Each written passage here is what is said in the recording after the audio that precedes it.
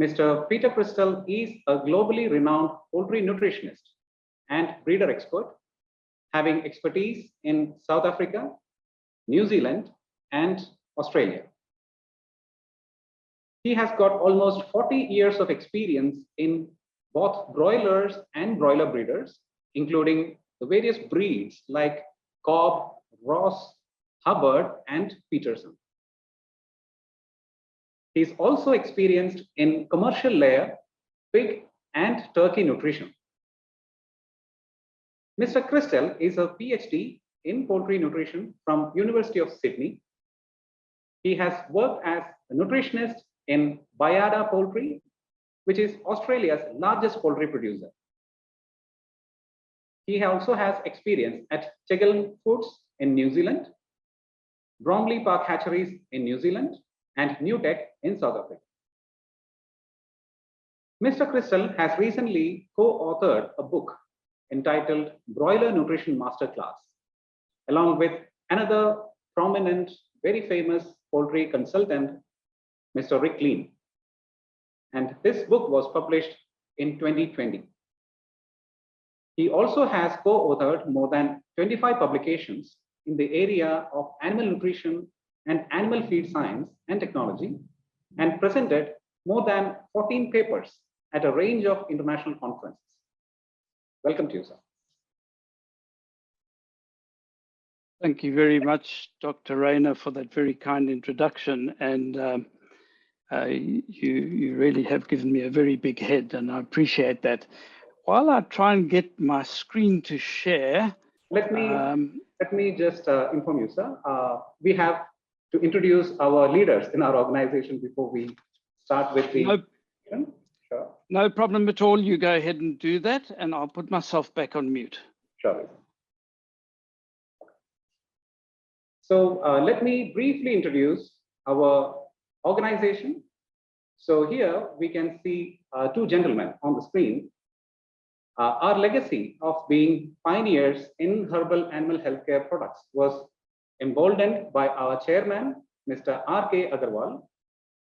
He is the current chairman, and his son, Mr. Anurag Agarwal, he is the MD and CEO of Natural Remedies.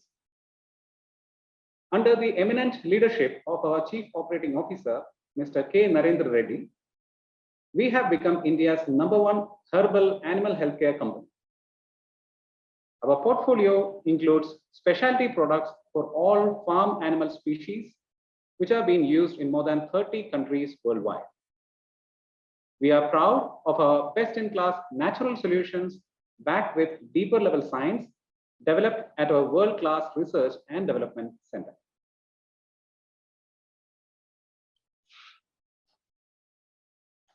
At Natural Remedies, we are guided by our vision. We harness nature and apply science for health and happiness.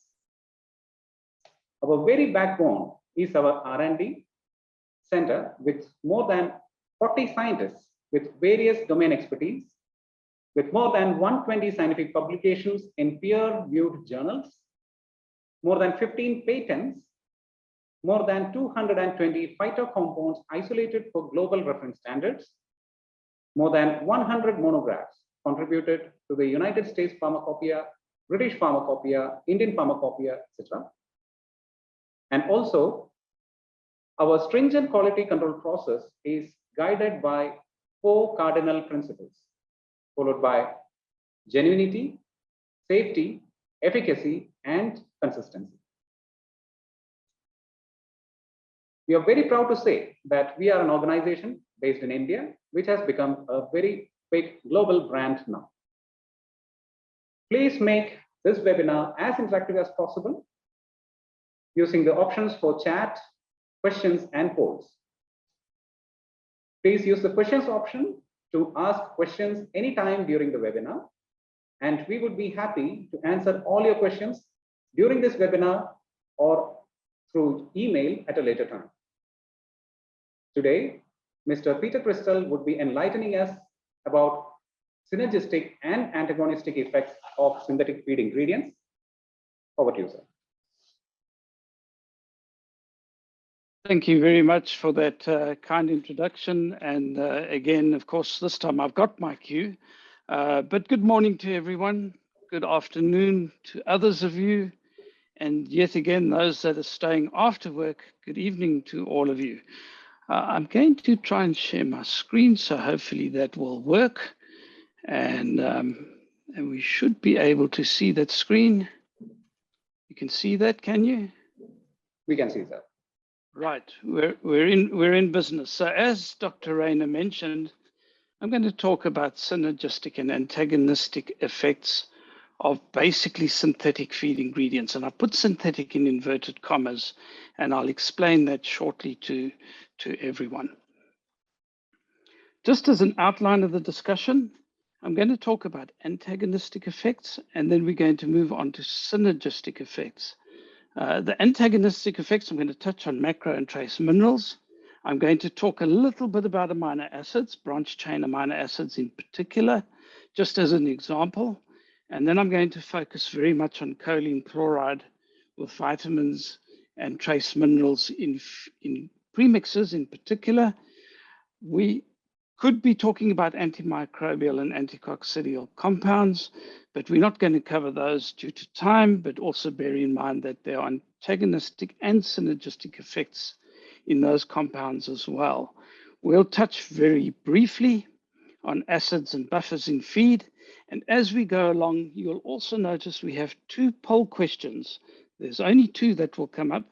And there is a queue when the poll slide comes up. And we'd love as many participants as possible to vote on those.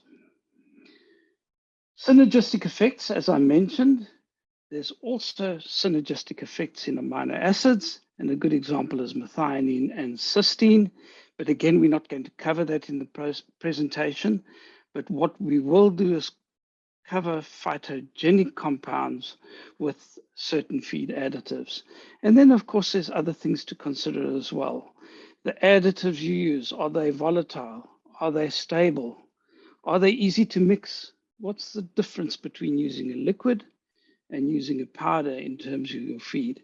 And then I'll end off with a meta-analysis and just one slide on conclusions.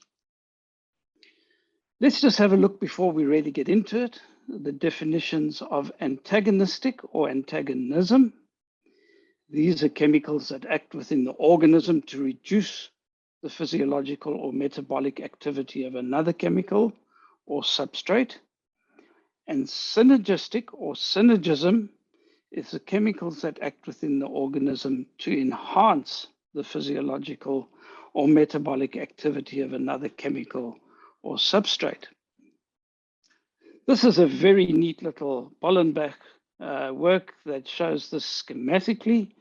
So what you have here on the left-hand side, you have the minimum inhibitory concentration that's represented by the line that goes through here. And on the A-axis, you have compound drug, if you want to call it that, or any compound A, and then compound B on the Y-axis. And of course, together, A plus B, you can see over here, A plus B just represent basically equivalent to either just all A or just B. So there's no, they are additive in this particular case. So your A plus B is half or twice as effective as one of the individuals on their own. If you talk synergistic, it becomes a parabolic line, and you can see now that this little red dot is much closer to the line for the minimum inhibitory concentration, and that shows these are more than simply just additive. Antagonistic, you'll see that this goes out, so this line actually gets further away from the green dot. And then you also get suppressive. We're not going to talk about suppressive at all today, but this gives you a good vision of how these different concepts work in terms of additivity, synergism, and antagonism. So let's talk about synthetic feed additives, and actually with the exception of DL-methionine and choline chloride, the latter which we'll talk quite a bit on, most common feed ingredients are actually not really synthetic. And even natural ingredients can be antagonistic or synergistic. For example, inorganic trace minerals are actually natural, but synergisms and antagonisms have been well documented for many, many years. The one thing that is important about this, and I need to stress it, is that it's a very, very complex subject. Complex indeed, and you can see that from this particular slide. We won't go into a great deal of detail on this. This is known as Mulder's wheel or Mulder's chart. And when you see these arrows, if you just look at phosphorus and calcium, for example, and the line between the two of them, you can see there's arrows facing both ways. So they can be both synergistic and antagonistic. And that's what we're talking about today. If you look at trace minerals, and I've put this one up here because there you go, you've got an antagonist. So because you've got these zinc atoms that are charged, they can actually bind quite happily to an antagonist, not be absorbed and then simply excreted. And you'll all know about organic trace minerals where they've actually chelated the mineral with amino acid rings, and that reduces the effect of the antagonism in those particular ones.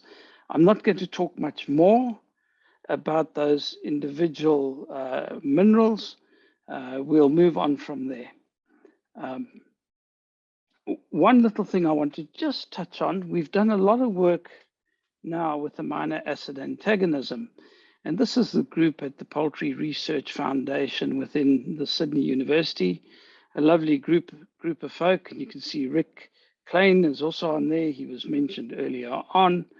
And what we've done is some work in branch chain amino acids, valine, leucine, and isoleucine. Without going into any great detail, we can use response surface methodology now to work out what the minimum nitrogen retention is and what the maximum digestibility is. Again, as I say, we don't need to go into detail on those, but it does show that valine and leucine interact together to provide digestibility coefficients or reduction in nitrogen retention. And this is just all three of the branch chain amino acids in terms of their effect on weight gain. And you can see here at low isoleucine level or high isoleucine level, you have maximum weight gain dependent on the level of leucine, for instance, but it's also dependent on valine. So this is quite complex. And we won't go into more detail other than showing you that the feed conversion ratio slides are simply a mirror image of that weight gain. But it shows very clearly we're getting antagonism and we are getting synergism in terms of branch chain amino acids. And this work hasn't actually been published yet. It's at +1 currently, and I suspect it'll only be published in 2022. Let's move on to choline chloride. This is one area where I want to spend a little bit of time on. Choline chloride, it's produced by the reaction of ethylene oxide, hydrogen chloride, and trimethylamine to produce choline chloride as we know it today. And I'm not going to try and pronounce those very long words, but it's a fairly simple structure. But I think what's important to note is that there is a chloride attached to it, and that makes it a fairly aggressive molecule. And with that, I'm going to stop at the first poll question, and I'm sure that's going to be asked. There's no right or wrong answer with these poll questions. It's more like a little survey. So I don't know if that's ready to roll.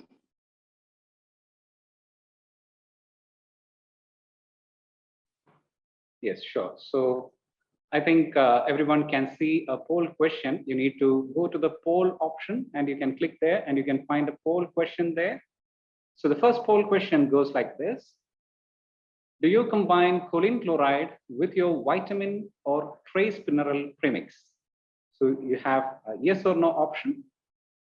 Do you combine choline chloride with your vitamin or trace mineral premix? So you can take 5 to 10 seconds of your time and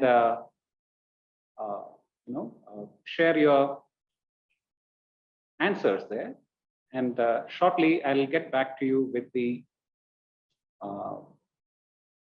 with the answers. So we are waiting for the responses.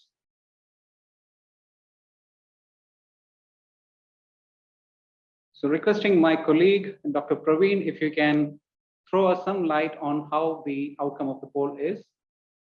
Yes. There we go. Yeah.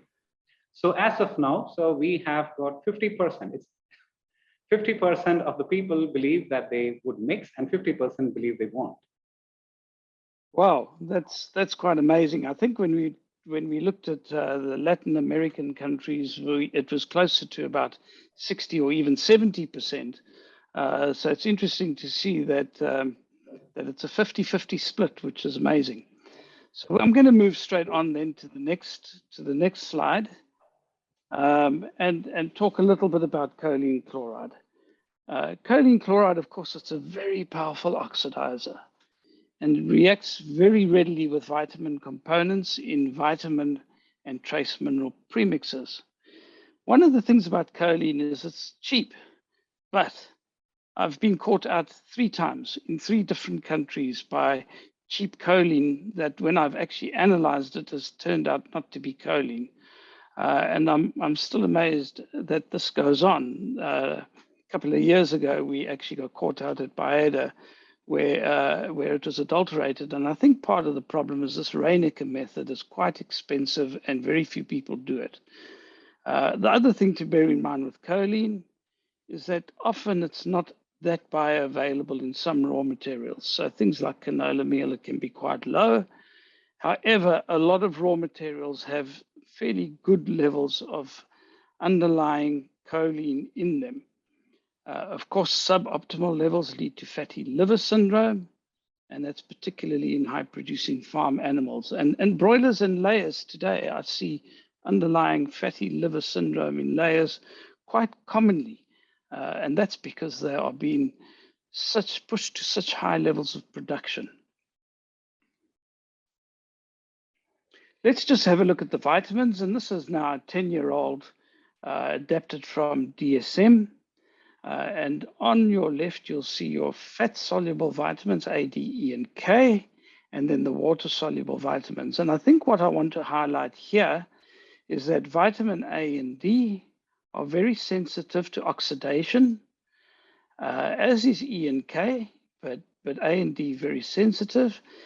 And then if you've got these acidifiers in your feed, acid pH, have a look at vitamin K, very sensitive, but all of these fat-soluble vitamins are actually surprisingly sensitive. And this is even with coated type vitamins. So you have to treat them fairly carefully. Let's just have a look at choline chloride. And this is recent work that I found from Yang et al., confirming some work from 2007. If we look at just vitamin K, so this is the black line, one can see that if you have vitamin K without choline in your premix, you can probably store for about 6 months or so before it really declines. The moment you add choline chloride into your premix, you get immediate onset of degradation of your vitamin K. And within 3 months, you've lost 40%. Vitamin A degrades from the moment you put it in at this sort of rate. But again, you can see it is exacerbated by the addition of choline chloride. Vitamin E, fairly stable for the first few months. But again, you can see this difference. It doesn't look that big on this graph, but it is fairly sizable. So those are 3 of the fat-soluble vitamins. If I have a look now at just one B vitamin, so this is one of the water-soluble vitamins, and that's the only 2 graphs we'll look at on vitamin stability, but you will see very clearly that the dotted lines again are with choline. So if we have a diet here with low copper and zinc, and you add in a diet with high copper and zinc and choline chloride, you get a massive, massive effect. So things like high copper in broiler diets or high zinc in pig diets has a dramatic impact on thiamine. And that causes all sorts of issues of paralysis and so on in particularly young birds. Obviously, without choline, and a low level of minerals, it's not nearly as bad. But again, you can see this drop off with choline is significantly higher. So it's not really a good idea, if you can avoid it, to mix choline and vitamin trace mineral premixes. Of course, this was alluded to right early on, but there are natural choline chloride alternatives, and these are beginning to gain some traction. They absolutely influence lipid metabolism in the host, and I think that's part of the way that they actually spare choline, which means that quite often, if you use these alternatives, you don't have to add any extra choline. It reduces this fatty liver incidence, obviously then improves liver health as a consequence. One of the things about these alternatives is they're well known in terms of how they operate. They actually inhibit this catechol-methyltransferase enzyme and optimize the catecholamine level for improved fat metabolism. So this is the dopamine type transfer pathways and the enzyme pathways, which we won't go into. But what is important to know is that these pathways are well known and the way they work. Of course, the knock-on effect is that it improves animal growth performance, and particularly, of course, if you have choline deficient diets. And of course, I like this little slide. I've thrown in this scientifically validated with omics technologies. So genomics, transcriptomics, molecular omics being the total level of these, proteomics. So this is all established from English, unfortunately, and doesn't translate particularly well into other languages. But it just shows that all of these technologies, between the genetic part of the animal and the phenotypic expression of that animal, you have all of these omics in the middle. Remember, I mentioned acids and buffers, and I'm not going to go into these in any detail whatsoever, other than to say that you need to be careful, particularly using anything that is not protected. And this would include quite often also salts of these. If they're not protected, you really need to try and get them down to the small intestine. And they will react. And if they're in their acidic form, you can imagine putting some of these just in their pure form through water could create problems. So you need to deal with people that actually have the technology to make sure that these are not highly corrosive and highly reactive. Let's talk about plant herbal extracts. And before I move on to that, we're going to pop on to the next poll question. This is the second poll question, and in fact, the last poll question. And I'll read that out now that I can see it on my screen. Do you routinely use the following additives in feed? And it's a single choice question. There's 3 answers. Do you routinely use antibiotics? Or do you routinely use plant extracts, so phytogenic compounds, I've called them, or do you use combinations of both? And we'll give you a little bit of time to submit that. That'll be interesting to see. Sure, sir. We will get some initial responses quite shortly. So the question is, do you routinely use the following additives in feed, antibiotics, plant extracts, or a combination of both? So you can select one of these choices. So in the meantime, let me remind every one of you, you can ask any questions pertaining to this topic, and we will be very happy to answer all of them. So you can use the question option to share any of those questions here. So do we have any early responses? Let's see if there are any early responses. Yes, so we have got some responses. Peter, so the answer is mostly 47% of the audience, they believe they use combination of both antibiotics and plant extracts. Yeah, that's a great answer, and very pleasing to see that nearly 50% are actually using products, even though they have some antibiotics. So that's fantastic. And antibiotics, interesting on this poll, right down to 19% on their own, and that would be typical of the region we're in as well. Okay, so I'll move on to the next slide. Let's talk about these phytogenic feed additives. So this leads on from your poll question, and this was a survey done on phytogenic feed additives in 2018. And interestingly enough, 50% of the people using them, for their antimicrobial effect, and others for digestibility and advancement. And then, of course, you've got growth promotion here and AGP replacement strategy. So more and more, these are being used as a replacement for antibiotics. And the vast majority are using them in this regard. Let's have a look a little bit closer at some phytogenic compounds on the market. And again, I'm not going to go through all of these. I'm sure most of you are very familiar with the actual herb itself or the spice. And then the main constituents that are bioactive within those particular products are listed over here. And then the key benefits are listed over here from antimicrobial. So that's one of the main uses in terms of that survey. Also as an antioxidant, and I think that's really important. Antimicrobial down here for thymol. And so you go down, you can see immunity booster, lipid digestion, and so on. I'll move on to the next slide because I'm not going to go through each of these. There are many more than this list would show. But I love this slide. This slide is just remarkably good.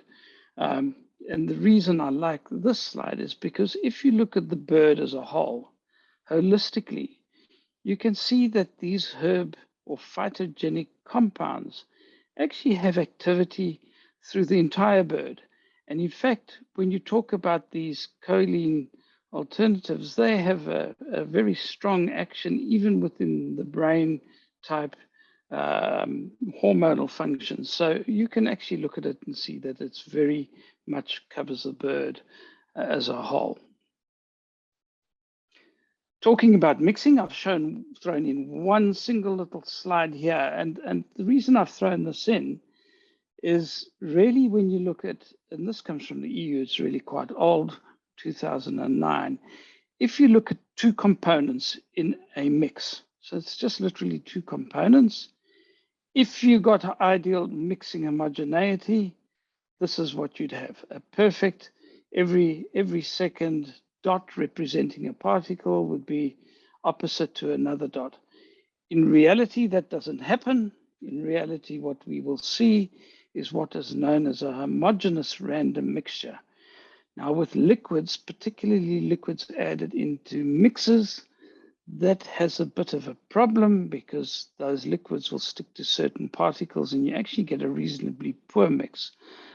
So it's far better to have a powdered product when you're talking about feed mixing, or if you have a liquid added post-pelleting would be the way to do that.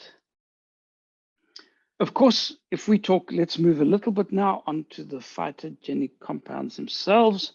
And if we were talking about phytogenic compounds, the active part of these phytogenic compounds are these phenolic molecules that are produced by extracting the essential oils. They're volatile. They will lose efficacy over time because they are volatile. So if you smell them, you know straight away they would be losing some of the efficacy, and they're reactive. So in their phenolic compound form, very reactive with both premix and feed ingredients, and reactive indeed with inorganic components. And of course, liquids are not easy to add to feed, as I alluded to, and they may in fact even depress feed or water intake. And I'll show you a very brief example of that. And of course, if you can encapsulate these phytogenic compounds into powders and use them in feed, you overcome all of those problems almost instantaneously. And this is fairly recent work from 4 years ago. This is just a little bit of a slide that shows a schematic of how these plant extracts come about. And again, I'm no expert in this field, but I can assure you that natural remedies are. But essentially, you're extracting these phenolic or phytogenic compounds out of the plants. And what is nice about these, you can see the biological activities, and I've picked these up from human nutrition. Antioxidant, of course, we've mentioned, but look at this, anti-cancer. They are anti-inflammatory, antimicrobial, antiviral, neuroprotective, and cardioprotective. They also have health benefits that go beyond this. So this is really important. And this has been well known in ancient civilizations for many, many years. Just to show you one slide on the antioxidant activity. And again, when you start looking at 3-tert-butyl 4-hydroxyanisole, this is BHA. This is a synthetic product that is manufactured as a synthetic antioxidant. And over here you have lavender extract oil or lavender essential oil. And you can actually see that it's almost as good as BHA in terms of its inhibition on oxidation. So these are very strong antioxidant properties. The other thing that I've seen time and time again, and I've only picked up one example of this, but in several papers, and you'll see it when we get to this meta-analysis, but mostly what you will notice is that there is an effect on villus height. So phytogenic compounds not only increase villus height, they also have an effect in crypt depth. Now, these p-values might not be that exciting, but the ratio certainly is, and it's consistent. So we see this in many papers, which means that that is a statistically worthwhile value to have. And it means too that you've got this extra villus length, so therefore more absorption, and that helps as well with digestibility of feed. So let's have a look at the phytogenic feed additive effect on broiler growth performance. And I've picked one paper. I've just picked one paper as an example because I want to focus a lot more on your meta-analysis. But you can see over here, you've got a control. This is on weight gain, body weight gain to 42 days. Not much in it, 50 grams, not significant, but always a trend. Feed intake, on the other hand, you've got again a drop in feed intake, not significant. So this is from the same paper. However, if you translate that into feed conversion ratio, you can see quite clearly that the phytogenic feed additive has a highly significant impact on feed conversion. And this is a mixture of oils, essential oils, mainly thymol and lethol and different herbs and spices. So again, that's the kind of thing the 40 scientists at Natural Remedies are working on. So let's have a look at some of these antagonistic and synergistic effects of these. If you look at thymol and carvacrol, you can see they're synergistic, and you can see some of the others are synergistic. Here's one that's antagonistic, carvacrol with myrcene, and then there's some that actually can be both. Here's an example over here with clove and rosemary that is both antagonistic and synergistic. We don't have to belabor it, but you can actually see that these synergisms or antagonisms are extremely important on how you put a mixture of essential oils and herbs and spices together for poultry, pigs, and other livestock. This is just a picture again that shows two nutraceuticals and how they work in terms of their activity as antioxidants, in terms of synergy, and so on. So it's just a very nice little diagram, but I'm not going to go through it in detail. And it's only from a year ago. And you can see 1 and 1 is equal to more than 2, as we alluded to early on, in terms of these two nutraceutical compounds. Synergism, and again, I don't expect anybody to be able to read that and go through it all. But again, it's been well documented, particularly the synergism between phytogenic compounds and coccidiostats or Armarius species vaccination. And you can see there's a whole host of those that are used, and particularly if you are withdrawing your ionophores and you are vaccinating, there are many of these compounds that actually enhance your vaccination. Synergism, here's an example of a couple of papers, and I just highlighted yucca, Shidagira extract, and that absolutely enhances coccidiosis control methods. Right, let's have a look here at synergism between phytogenic compounds, and we'll spend a little more time on this. There's not a great deal more slides to go, I promise you that, and then we can get into questions and answers. But here's the control. So this is the control. And then, of course, when you vaccinate these birds, you are looking at weight gain. You get an improvement in weight gain. It's not quite as good as a coccidiostat. So these are unvaccinated, unmedicated birds. But if you have the vaccine and you have this yucca extract, you get a help for the vaccine, and you get a significant improvement in the synergy between the vaccine and this yucca extract. You don't get quite as much with the coccidiostat. You actually get a slight decline, but again, it's not significant in this particular paper. If we have a look here between the feed intake, you see exactly a similar sort of picture. You got the control here, you get an increase in feed intake. With the coccidiostat, it drops a little.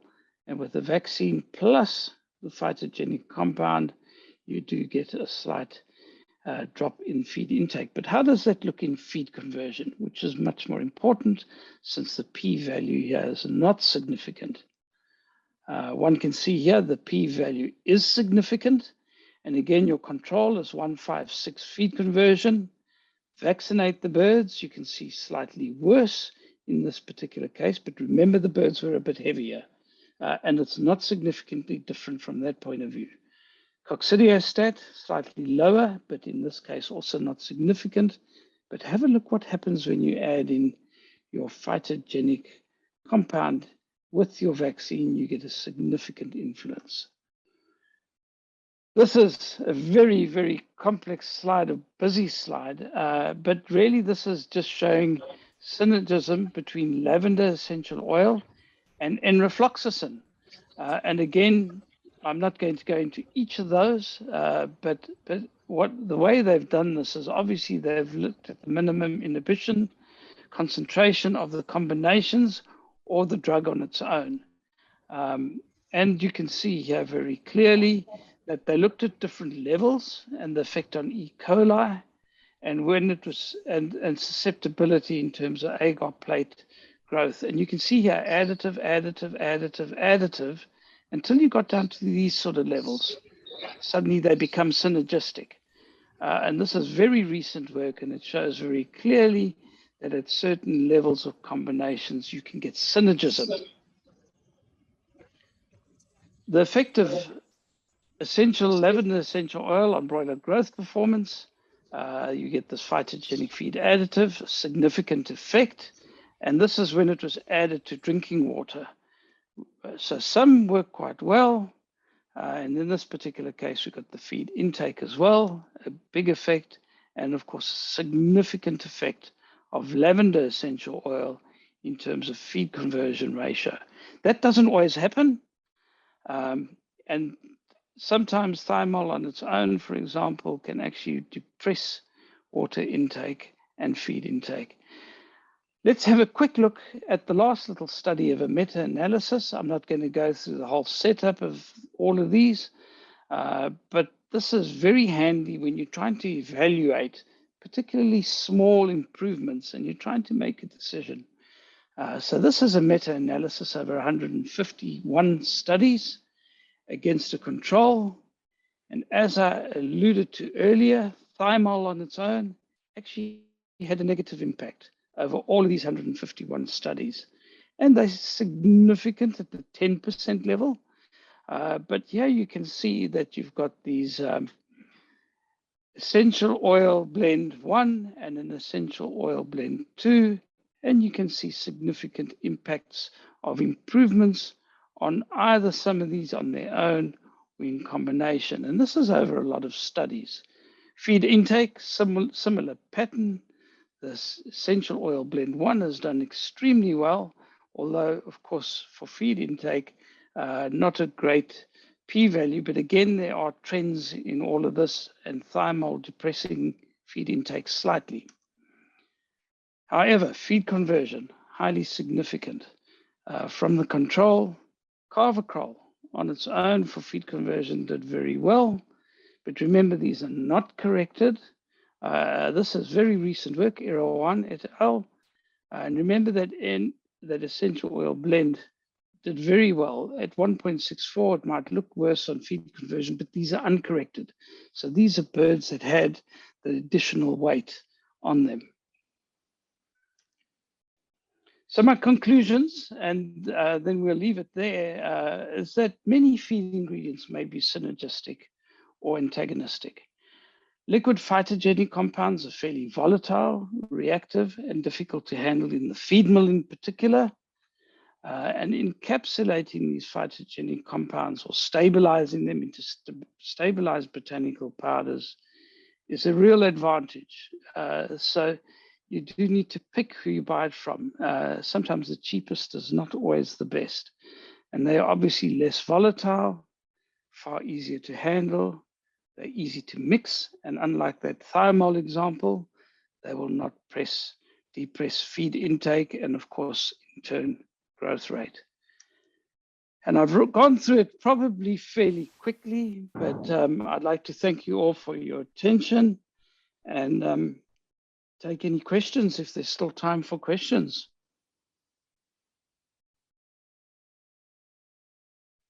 Sure. Thank you so much, sir, for that highly enlightening presentation. This particular topic would be of extreme importance in these current times, especially when there are challenges in terms of freight or the pricing of some of the ingredients, and overall the feed cost is always a challenging situation.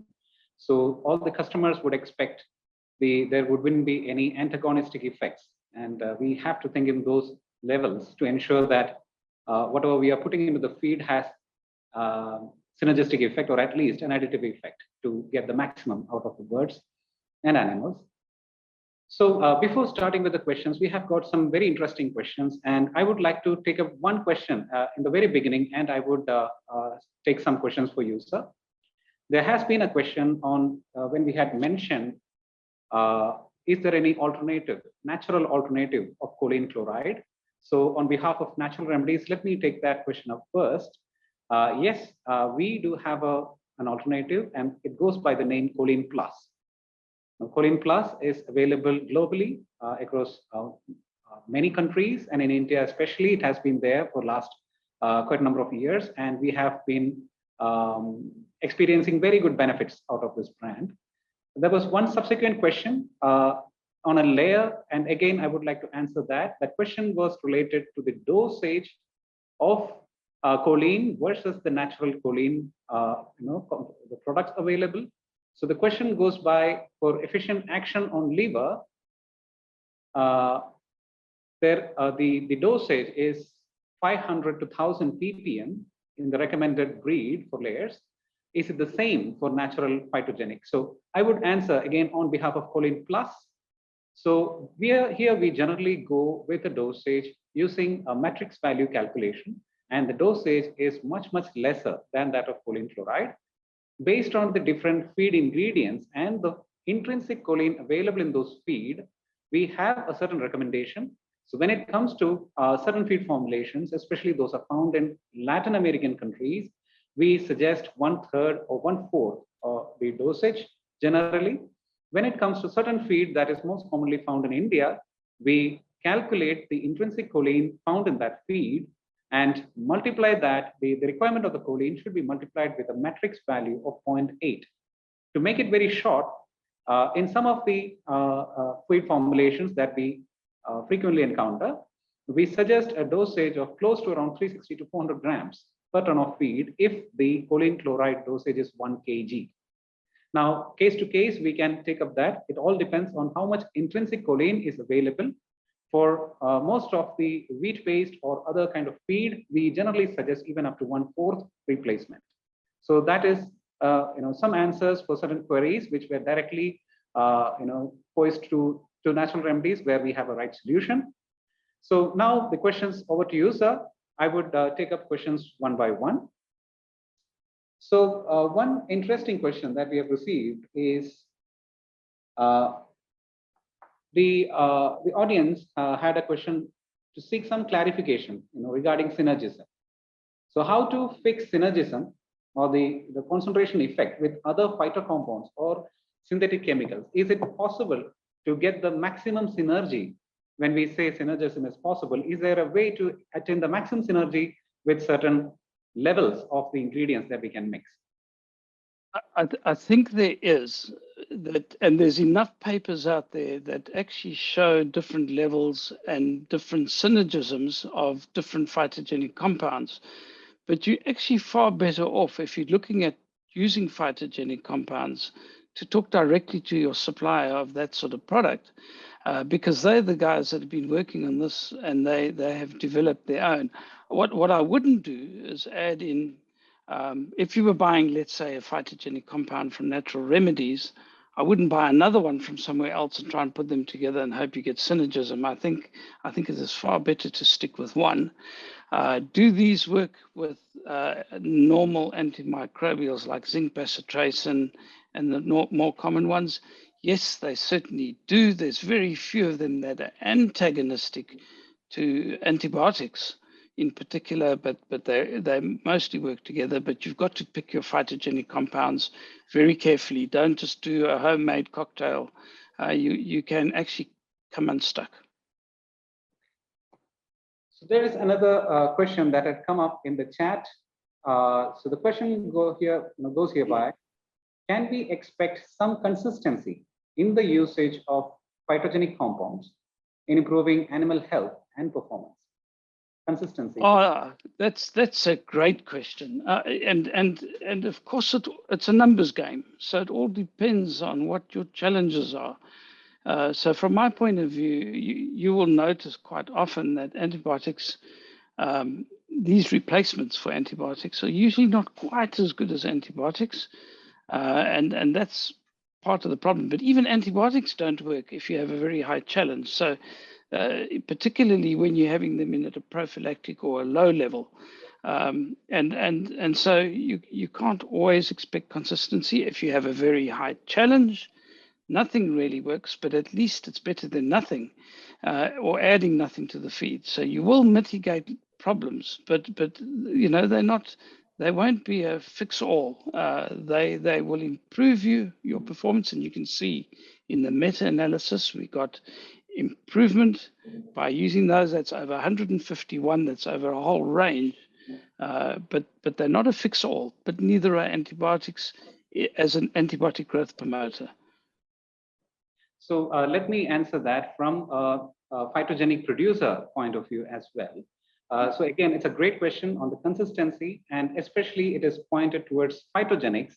Let me take up that.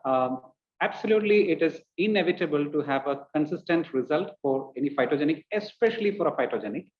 The reason being, when we select the raw materials from the plant, the raw materials or the plant material can be highly varying in terms of their phytoconstituents inside.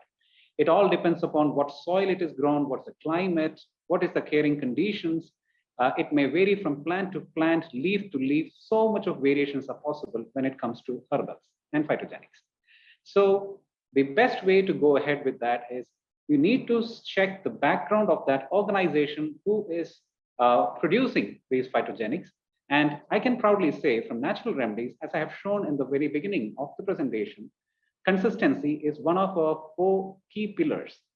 And we keep that close to our heart to make sure that we ensure that there would be batch-to-batch consistency. Say if you use our product 1 year or 5 years down the lane, you would be finding at least equal to or even better results. That's the batch-to-batch consistency that we wanted to ensure. And these products are tested, tried in various different conditions over a period of time. So that's a promise from Natural Remedies. So simple answer to the question, please do check the producer of those phytogenics, whether they do have a very stringent quality control practices, and they have a well set up R&D facility to test those. With that, so let me take you to another question. Again, that question is related to choline chloride. Now, this is actually, one of the audience got intrigued a little bit with the first poll question, where we got a 50-50 answer when the question was, whether you would mix choline chloride with mineral or vitamin premixes. So some of the places there is a very clear, understanding that we shouldn't. Some of the places there is a practice of mixing. So from your point of view, sir, I mean, if you can share some light, what should be the ideal way, whether we should mix or not, or there are other ways of mixing? Maybe you can throw some light on the liquid choline inclusion as well. Yeah, I've over the years, certainly in the last 25 years, I haven't mixed my choline at all with my vitamin trace mineral premix. I've added the choline in as a liquid, and that's how we've been doing it for a while. But even that liquid is fairly aggressive, so we've been adding it in at a 75% liquid concentration, blending it in with emulsifiers and surfactants and the oil together, and then spraying that into the mixer. So that's typically how we've done it, and haven't mixed the two together, especially when you're spending so much money on expensive vitamins. But more than anything, choline for me has often tested out to not be choline. It's one of the most common materials to adulterate very easily, because people will test chloride. Easy to test chloride. If you want to test choline, you've got to use very expensive gas chromatography, which a lot of people don't want to spend that on something that is actually quite a cheap feed ingredient.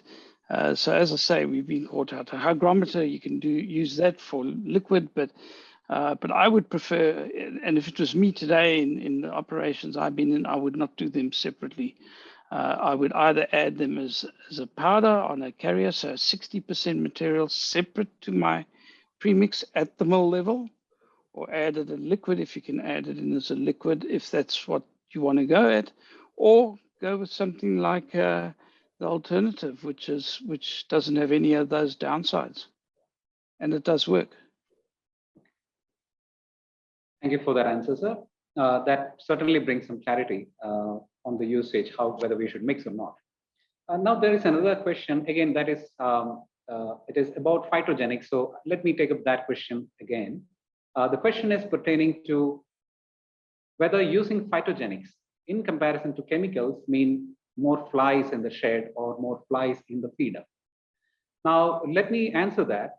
I'm not sure what could have been the experience of the person who had asked this question, but in general, phytogenics or the products which are of herbal nature, they would be having a lot of fiber in the product. And as we all know, and as it applies for humans also, we also tend to take a lot of good of fiber, so that our intestines and the entire GI system would be much more efficiently working, and it would help any to take care of any diarrhea-related conditions. Why I'm answering specifically about the GI system is because since the question is about flies, and flies are mostly contributed by wet litter or loose dropping in the farm, there are some solutions which are specifically from the phytogenic world, which can take care of the diarrhea-related problems, or the loose droppings related or wet litter-related problems.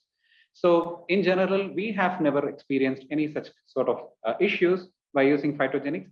And just because it is having good fibers, that alone solves most of the problems related to any such kind of dampening of the litter. Plus, there are some other medicinal plants which can be used, and we do have some solutions for that. And you can log into our website, that is www.naturalremedy.com, to understand more about some very specific solutions towards wet litter, which can contribute to flies in your farms or in the feeder as well. Now, sir, going on to the next question. Since some important slides were on the possible interactions of choline chloride with minerals and vitamins, there was a query, could you please explain the interaction of minerals specifically with choline chloride? Yes, well, of course, as you notice from that choline chloride structure, it's attached to a negatively charged chloride ion. So anything that's positively charged So something like zinc or copper that disassociates on coming in contact with the gut digestive juices, disassociates, it'll be looking for a negative ion, and quite often they can then obviously bind together, and then that just goes through the bird and is no longer available to the bird. So, so any positive charged ion, it will certainly react to. And of course, remember, it is a strong oxidizer, so it'll react with oxygen too in oxidizing compounds, particularly fat-soluble vitamins that are quite sensitive to oxidation. And it's all because of that negatively charged ion. So that brings a little bit attention towards some of the commonly used ingredients in swine feed as well. We do have some swine customers. So as you had mentioned, the positively charged ions like zinc, and there is a zinc oxide usage very predominantly available. I mean, it's been used very widely to take care of the loose dropping, I mean, the diarrhea-related problems in swine. So using zinc oxide along with choline chloride, would there be any possible antagonism? Should the swine customer should be wary about that part? Absolutely. That's been shown very clearly in a number of studies. Zinc oxide will react with choline chloride. And I mean, if it reacts in the premix, it probably reacts in the gut of the animal as well. So, and you'll find you've got to go to fairly high levels of this zinc. So it's got other problems from an environmental point of view. And you'll notice too, I don't know if any of you have used organic zinc sources. So these are ones that are bound to amino acids. You can go far lower than you would with zinc oxide and actually get the same effect. And that to me indicates that you are getting this antagonism. And remember that if you're getting your mineral that is now chelating with choline or anything else for that matter, you're making that other molecule also less available. And we've known this for quite a long time. So we tend to go at higher levels of the ones we know it binds with. But that's a very good question. Yes, indeed. Now, let me take up another question. And here the question is related to some liquid additives, containing vitamins and minerals. Is there any antagonism if we mix phytocompounds with liquid additives which are having vitamins and minerals?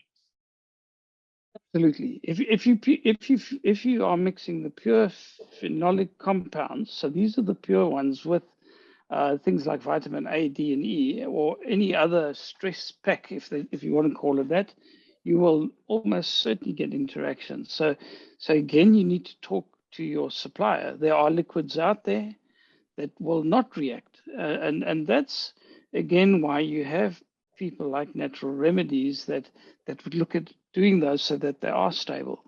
I don't know enough about that side of it, Dr. Rayner. I think you guys with your 40 scientists will know far more about the actual chemistry and biochemistry behind mixing liquids. But if you mix two different liquids together, you almost certainly run the risk of antagonism if you haven't actually gone through the right sort of process or know exactly what you're doing.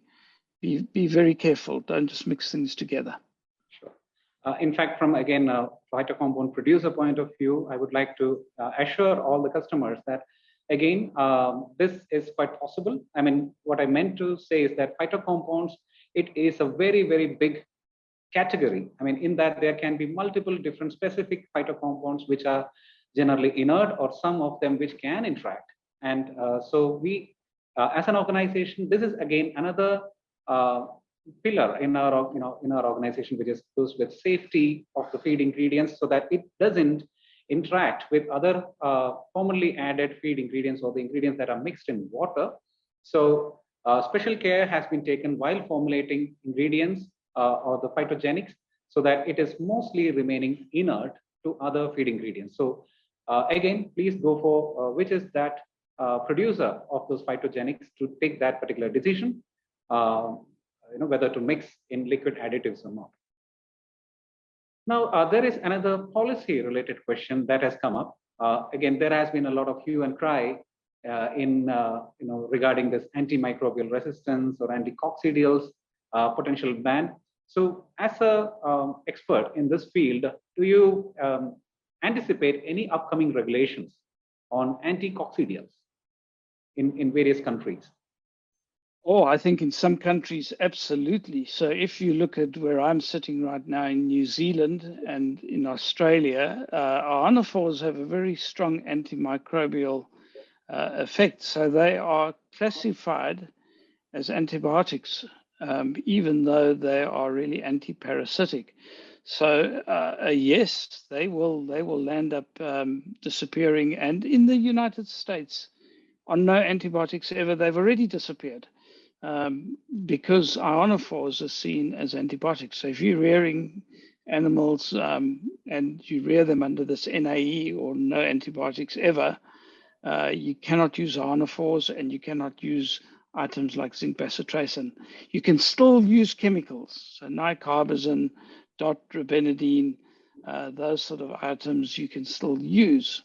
But in Australia, I think even those items, the governing body that overlooks the industry would consider those to be just as bad. And I think they will ban them all. And each country is a little bit different, but I think there's a lot of pressure on everybody to start using less and less of all of those commodities, including ionophores.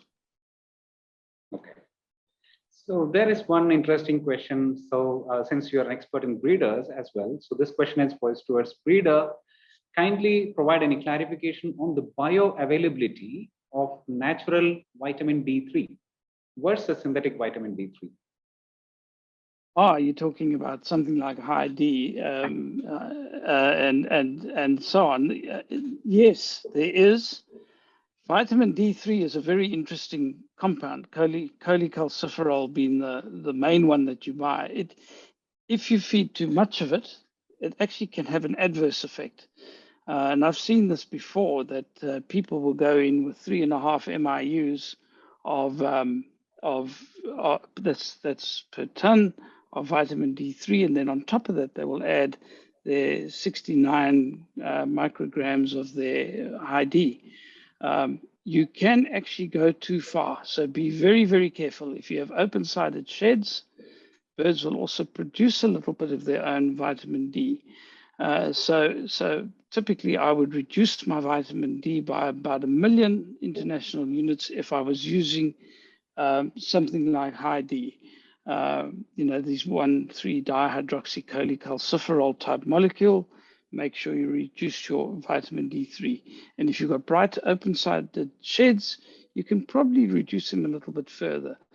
Because remember, vitamin D can become toxic. And in some countries, there's a legislated level that you can't go over anyway. So you just have to be careful. And it all depends on intake of the birds as well. So it's a difficult one to answer just off the top of my head, because you've obviously got different phases.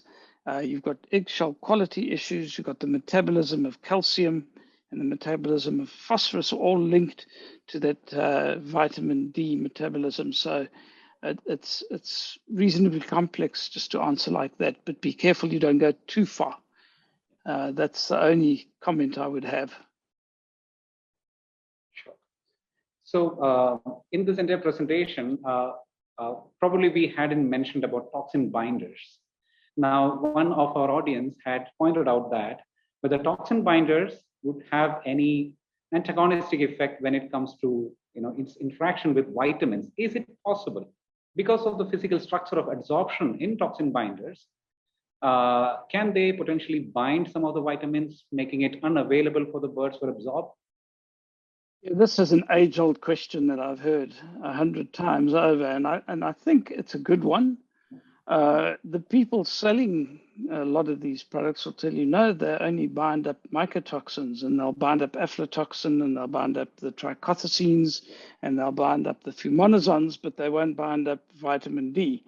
I don't buy that story. And the reason I don't buy that story is if you've got a compound that purports to do all those things on molecules that are vitally different from each other, how does it know not to select for vitamin D? So I've never quite felt that story is true. I think a straightforward, broad-based type toxin binder has charged layers. These bentonites and those sort of things. I would be very surprised if it didn't actually bind up your vitamin D, for instance, which looks very similar to aflatoxin as an example. The enzyme activated ones that target something like T2 toxin, not so much of a problem. But for me, my best bang for my buck has been to actually go in and use a liver tonic, something that actually improves liver health. Birds are quite resilient to mycotoxins. Again, people selling you mycotoxin binders will tell you, oh, all your grains contaminated and so on. But go and have a look at the trials that are done. You're having to go to levels like 400 parts per million or even 40 parts per million maybe, whereas your feed would be in parts per billion. So be careful. Birds are quite resilient. And again, I'm convinced that you would have some binding. I'd be happier to go in with something that improves liver health so the bird can detoxify those themselves. And if you've got something specific like a T2 toxin, the enzyme activated one, absolutely, that targets that specifically, no problem with that. That's not going to destroy your vitamin. But the broad-based one, clays in general, I have a bit of a problem with those. I don't use them, just to answer the question from a commercial point of view, and haven't in 35 years. Yes, absolutely. There is one add-on question, again with toxin binder. Any other additives, say for example, choline chloride, since there are polar, toxin binders, which are having charges, and they use that as a way of absorbing to the toxins. Is it possible? Is there a possibility that toxin binders can have a antagonistic effect with choline chloride? Any such kind of studies or anything that you can point out? I don't know of any studies that show that, and I think that I don't know of any studies that show that. My view is that it's possible that there is some sort of interaction there, but I'm not aware of anything on my side that would do that. And I think a lot of those bentonites have a negative charge anyway, so they're likely to bind more with the positive charge ions rather than choline in that particular instance. So that, yeah, but I'm not familiar with that to that sort of extent, and that's probably because I haven't used specific toxin binders for many years. I've used some herbal extracts, and I found they have worked well where I have had a bit of a challenge from a mycotoxin. Sure. Thank you, sir. Since there is a paucity of time, I would take one last question. And that particular question is related to methylation. So as we know, mostly the methyl donation is being contributed by methionine in the diet. But there would be a practice of using other ingredients like choline chloride or say betaine to obtain that amount of methylation, probably with a price reduction, in the ingredients in the feed. Would you care to show some light, throw some light on how much percentage of contribution of methylation can be done by replacing with choline or methane? Yeah, this is again a very good question, and it's hard to put an absolute figure on the degree of methylation or methyl donor that these compounds give.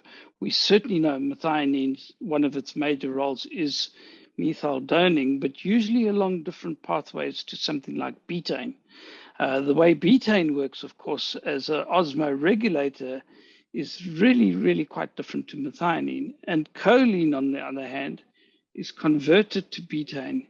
But choline has some specific roles of its own. And once it's converted to betaine, which a fair amount of it does, it doesn't get converted back to choline. So this, again, it's a fairly complex subject, and I don't have an absolute figure for you on it. But certainly I would, in hot weather, use a little bit of betaine regularly, either with a choline alternative, or maybe even with a little bit of choline in hot weather, and then I drop the betaine out when I go into winter. And this is typically what I've been doing for about 6 years. and that works well.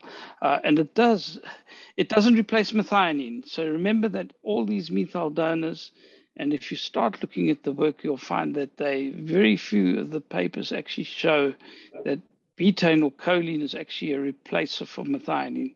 Methionine has specific roles, and part of it is methyl, but it's not the major role of methionine on its own. So be careful about trying to spare one with the other.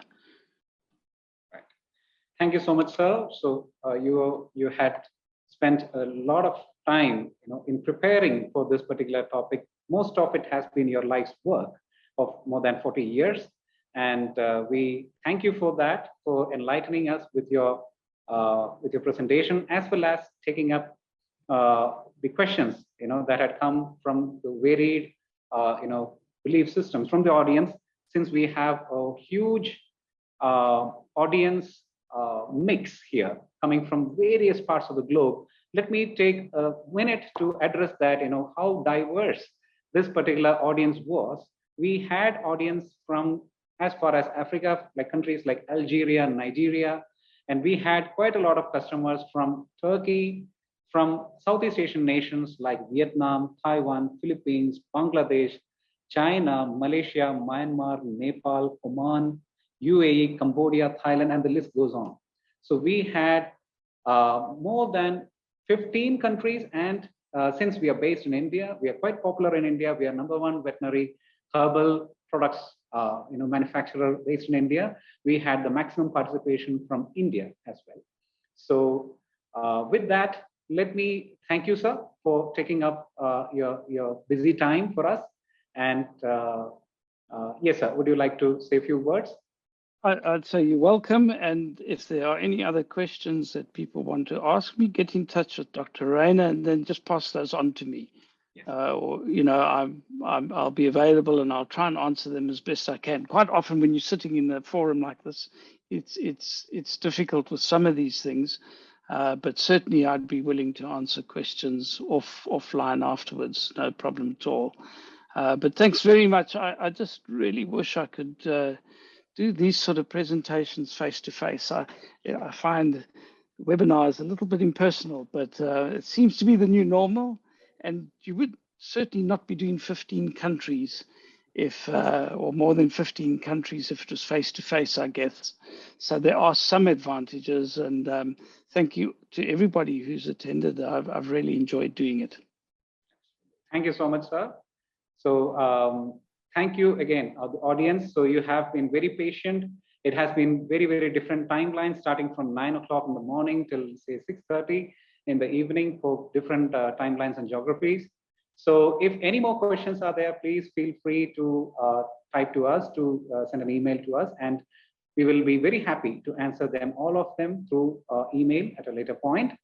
And till the time we come back again with another interesting topic and a very renowned speaker, we are signing off from here under the platform Naturalist Future 2.0.